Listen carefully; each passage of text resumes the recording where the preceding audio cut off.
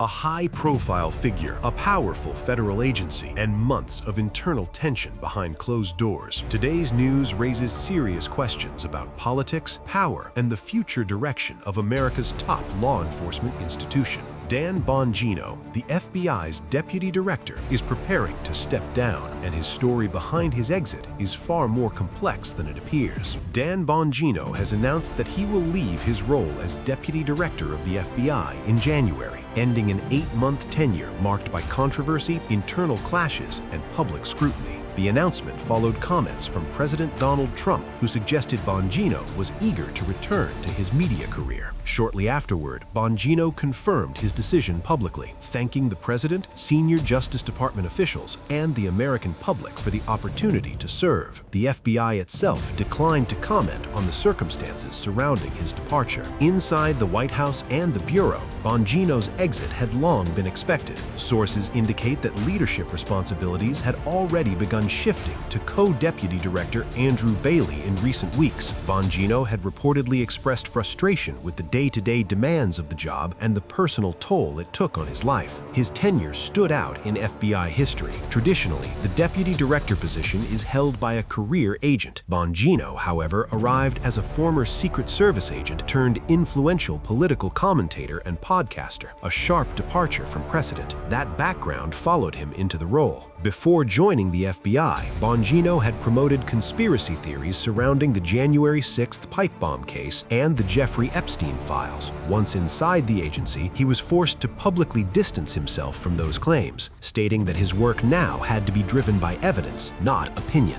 Tensions escalated earlier this year during disputes over the handling and release of sensitive Epstein-related documents. Bongino reportedly clashed with Attorney General Pamela Bondi and senior Justice Department officials, at one point threatening to resign. His absence from work following those confrontations raised further uncertainty within the agency. Despite the challenges, Bongino played a visible role in what he described as a major breakthrough, the arrest of a suspect in the long unsolved 2021 Washington, D.C. pipe bomb case. While the arrest was hailed as a success, it also reignited criticism, as past statements by Bongino had fueled skepticism about the investigation itself. Facing pressure from both inside the FBI and from political allies on the right, Bongino repeatedly emphasized that his role required neutrality. He acknowledged that his previous rhetoric had become a liability in a position meant to serve the public, not an audience. Now, with his departure set for January, Bongino appears ready to return to the media space he once dominated, leaving behind a tenure that exposed deep tensions between politics,